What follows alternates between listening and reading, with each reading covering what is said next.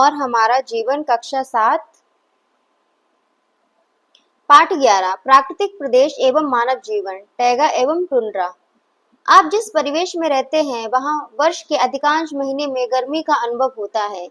कड़कड़ाती सर्दी कुछ माह की ही होती है। क्या आपने कभी विचार किया है कि जब हमारी पृथ्वी इतनी बड़ी है तो क्या सभी जगह एक जैसा ही अनुभव होता होगा? कल्पना कीजिए, यदि वर्ष के अधिकांश महीनों में हाड़ कपा देने वाली सर्दी पड़ती तथा कुछ महीनों के लिए झील व तालाबों का पानी बर्फ की तरह जम जाता, तो यहाँ के पेड़ पौधे, जीव जंतु और हमारे जीवन पर क्या प्रभाव पड़ता? आइए ऐसे क्षेत्रों के बारे में जानें। टैगा प्रदेश। यह प्रदेश उत्तरी गोलार्ध में 50 डिग्री उत्तरी अक्षांश में 65 डिग्री उत्तरी अक्षांश के मध्य स्थित है। इसका विस्तार उत्तरी अमेरिका महाद्वीप में अलास्का से लेकर लिब्रेडोर तक तथा यूरेशिया के फिनलैंड से लेकर उत्तर पूर्वी साइबेरिया तक पाया जाता है। इस प्रदेश की जलवायु विषम है।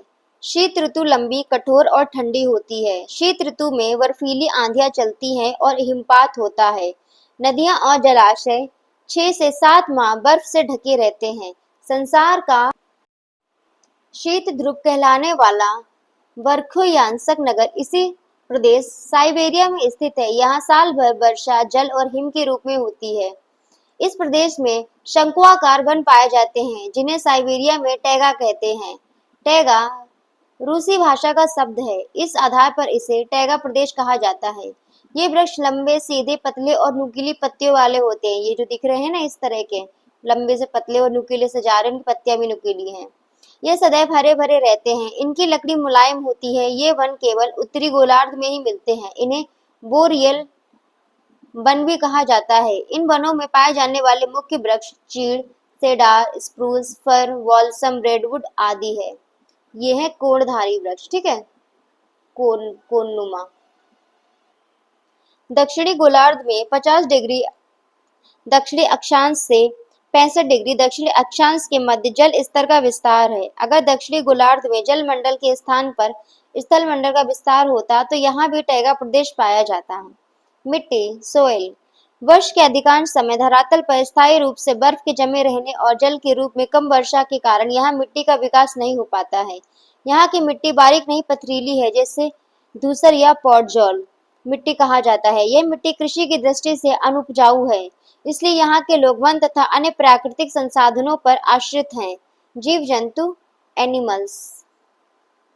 इस प्रदेश में जीव जंतुओं के शरीर की संरचना इस तरह की होती है कि वे शीतकाल की कठोरता, अधिक ठंड को सहन कर सकें। ये इस तरह के जानवर यहाँ पर रेडियर फॉर्म है। ये अधिकांश जीव जंतु मोटी खाल तथा घने बाल वाले होते हैं। इन्हें समूरदार जानवर कहते हैं। यहाँ रेडियर, कैरीबू, बीवर, हिरन, बारहसिंगा, रीछ, लोमड़ी एवं भेड़िया आदि समूरधारी जानवर पाए जाते हैं। यहाँ मौसमी परिवर्तन के साथ जीव जंतुओं के आहार की समस्या भी होती है। जब शीतकाल में धरातल पर बर्फ जम जाती है, तब ऐसी परिस्थिति में कुछ जीव जंतु शीत निद्रा में हो जाते हैं, अर्थात भूमि के नीचे निष्क्रिय पड़े रहते हैं। जैसे हमारे यहाँ सांप, छिपकली और मेढक जाड़े में भूमि के नीचे छिप जाते हैं। कुछ छोटे जीव बर्फ की परत के नीचे हो जाते हैं। वे बर्फ से ढके झाड़ियों से अपना आहार ग्रहण करते रहते हैं, जैसे मछली आदि। कुछ प्राणी जाड़े के लिए पहले से ही आहार का संग्रह कर लेते हैं, जैसे बीवर। कुछ जीव जंतु दक्षिण की तरफ शीतोष्ण घास प्रदेश में मौसमी स्थानांतरण कर जाते हैं, जैसे हिरन, बारहसिंगा, रीछ आदि। शीत ऋतु में साइबेरिया के पक्षी भारत के उत्तरी मैदानी भागों में शरण लेते हैं और ग्रीष्मकाल आने पर पुनः साइबेरिया की तरफ लौट जाते हैं। मानव जीवन, ह्यूमन लाइफ। इस प्रदेश में वर्ष के 6-7 माह धरातल पर बर्फ जमी रहने, ग्रीष्मकाल की कम अवधि, अनुपजाऊ भूमि होने के कारण कृषि का विकास अत्यंत कठिन है। विषम जलवायु होने के कारण टैगा प्रदेश में जनसंख्या बहुत कम है। इस प्रदेश के भीतरी भागों में कुछ जनजातियां रहती हैं। लकड़ी की कटाई, चिराई और खानों से खनिज निकालने के लिए यहाँ अब कुछ नई बस्तियां स्थापित हुई हैं। यहाँ पर पेड़ों की कटाई मशीन से की जाती है। लकड़ी के लट्ठों से इमारती लकड़ी, लुगदी, कागज, दिया सलाई, खंभे, फर्नीचर तथा अन्य पदार्थ तैयार किए जाते हैं। कनाडा के उत्तरी पूर्वी भाग में जल विद्युत की सुविधा होने के कारण यहाँ वन व्यवसाय सबसे अधिक उन्नतिशील है। यहाँ संसार का सबसे अधिक अखबारी कागज तथा लुगदी बनाया जाता है। रोल, तारपीन का तेल तथा विभिन्न प्रकार के सुगंधित पदार्थ जैसे कनाडा वॉलरस आदि पेड़ों की लीला से तैयार किए जाते हैं। लुगदी से प्लाईवुड बनाया जाता है। आइए कागज बनाएं। आप अपने पुराने रद्दी अखबारी कागजों को एक बाल्टी में हल्के गर्म पानी में भिगो दीजिए। ये कागज सब ठीक से भीग जाए तब संभाल कर किसी मुगरी से पीटकर इसकी लुगदी तैयार कर लें। इसमें रंग डालकर रंगीन कागज भी बना सकते हैं। लुगदी से पानी किसी बारीक कपड़े की सहायता से छान लीजिए और उसे किसी पटरे या पीढ़े पर रखकर किसी बेलन से बेलकर सुखा लीजिए। अब आप इस कागज पर चित्र आदि बना सकते हैं। यहाँ के कुछ निवासी मछली पकड़कर भी जीवन निर्वाह करते हैं। श्वेत, लोमड़ी, मिंक, अरमान, रेडियर आदि पालने के लिए बड़े बड़े सूअर के फार्म कनाडा व रूस में स्थापित किए गए हैं। इससे यहाँ के निवासियों का जीवन स्तर बदल रहा है। इस प्रदेश के दक्षिण में शीतोष्ण घास प्रदेश की सीमा पर जौ, राई और आलू उत्पन्न किया जा सकता है। साइबेरिया में ट्रांस साइबेरियन रेल, रूस तथा कनाडा में कनेडियन नेशनल और कनेडियन पैसिफिक रेल मार्ग इस वन प्रदेश के दक्षिणी सीमा पर हैं। टुंड्रा प्रदेश। आप ग्लोब मानचित्र पर उत्तरी ध्रुव को देखिए। उत्तरी ध्रुव के चारों ओर एक बड़ा सा सफेद क्षेत्र दिख रहा है। वास्तव में यह आर्कटिक महासागर का वह हिस्सा है जो पूरे साल बर्फ के रूप में जमा रहता है। टुंड्रा प्रदेश कहलाता है। यह उत्तरी गोलार्ध में 65 डिग्री अक्षांश के उत्तर में उत्तरी ध्रुव के समीपवर्ती भागों में एक पतली पेटी के रूप में फैला है। इस क्षेत्र में एशिया, यूरोप और उत्तरी अमेरिका के उत्तरी भाग हैं। टुंड्रा प्रदेश का मौसम। यह एक ऐसा क्षेत्र है जहाँ कई महीने लगातार रात रहती है और कई महीने लगातार दिन। यहाँ 3 महीने नवंबर, दिसंबर व जनवरी में सूर्य दिखता ही नहीं, जबकि 3 महीने मई, जून व जुलाई में सूर्य अस्त ही नहीं होता। बताइए ऐसा क्यों होता है? यहाँ का धरातल कम से कम 8 महीने तक पूरी तरह बर्फ से ढका रहता है। इस कारण यहाँ पूरे साल अत्यधिक ठंड रहती है। सर्दी के महीने में यहाँ इतनी ठंड पड़ती है कि झीलें, नदियां व समुद्र सभी जम जाते हैं। तेज बर्फीली हवाएं चलती हैं और हिमपात होता है। हिमपात मतलब स्नोफॉल। क्या आप बता सकते हैं कि ध्रुवीय प्रदेश टुंड्रा प्रदेश में इतनी अधिक ठंड क्यों पड़ती है?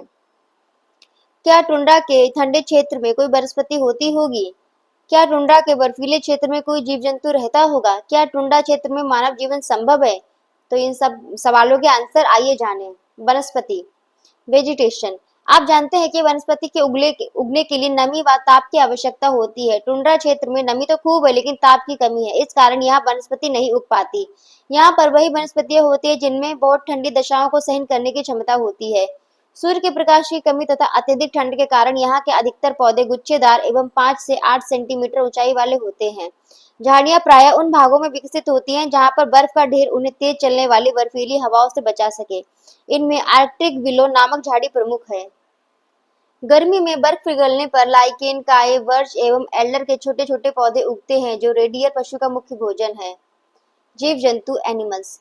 आप जानते हैं कि टुंड्रा प्रदेश में अत्यधिक ठंड पड़ती है, फिर भी यहाँ रेंडियर, ध्रुवीय भालू, आर्कटिक लोमड़ी, मस्क, बैल, कैरिबू, भेड़िया, लेमिंग आदि जीव जंतु पाए जाते हैं। ये इतनी अधिक ठंड में कैसे जीवित रहते हैं? आइए जाने। यह आर्कटिक लोमड़ी और ये जो आपको दिख रहा है यह है ध्रुवीय भालू। मस्क बैल स्थूल शरीर वाला शाकाहारी जंतु है। इसके शरीर के ऊपर मोटे बालों का घना आवरण होता है जो अत्यधिक ठंड से उसकी रक्षा करता है। गर्मी में यह आवरण झड़कर गिर जाता है। आर्कटिक लोमड़ी। इसके शरीर पर घने बालों का दोहरा आवरण होता है जिस कारण वह 0 से नीचे 50 डिग्री सेल्सियस तक ठंड सहन कर लेती है। ध्रुवीय भालू और कैरिबू के पैर का निचला भाग इस तरह बना होता है कि उससे होकर शरीर की गर्मी बाहर ना निकल सके। इस तरह वह ठंड से बच जाता है। यहाँ के समुद्र में सील, व्हेल और विशालकाय वॉलरस निवास करते हैं जो मई व जून के महीनों में स्थल पर आ जाते हैं। यह वॉलरस और यह सील। देखो सील, वॉलरस आपको देखने में एक जैसे लगेंगे लेकिन सील छोटी सी होती है और इसके दांत नहीं होती है। और ये वॉलरस कितने बड़े से विशाल से देख रहे हो आप, इनके कितने बड़े बड़े से दांत हैं। ये है वॉलरस और ये है सील। मानव जीवन ह्यूमन लाइफ। टुंड्रा क्षेत्र में बहुत ठंड पड़ती है जिससे यहाँ पर मनुष्य के रहने में बहुत परेशानी होती है। इसलिए इस क्षेत्र की जनसंख्या बहुत कम है। यहाँ कुछ आदिवासी जनजातियां पाई जाती हैं।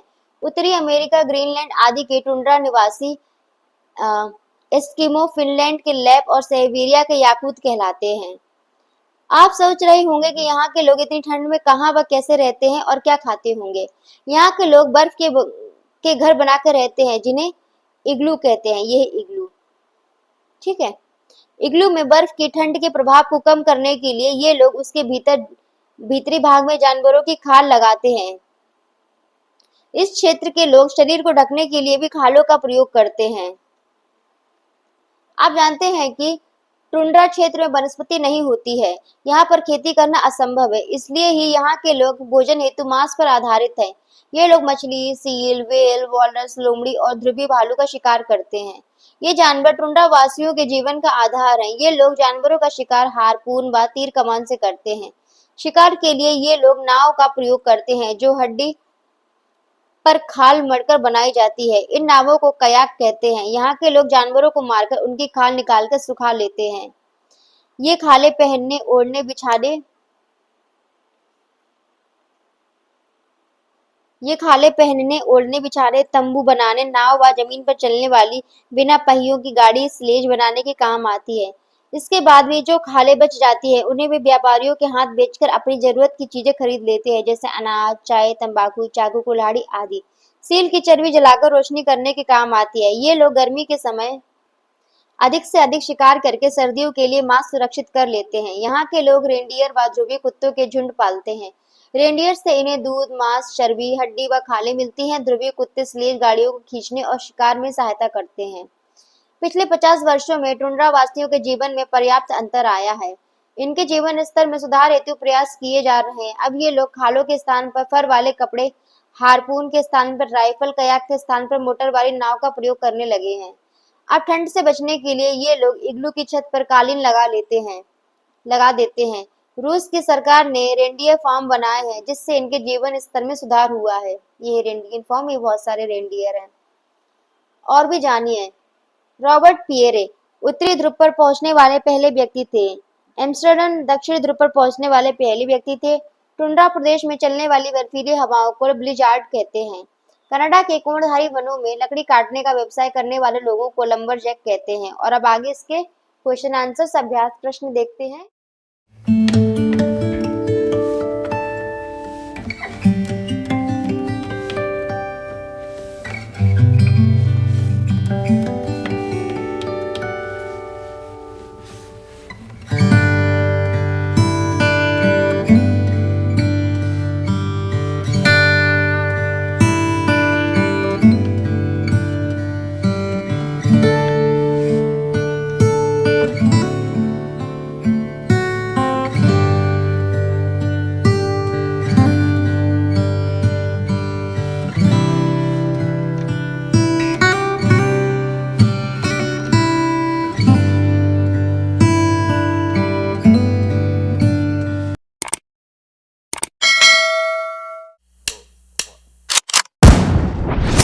Call me a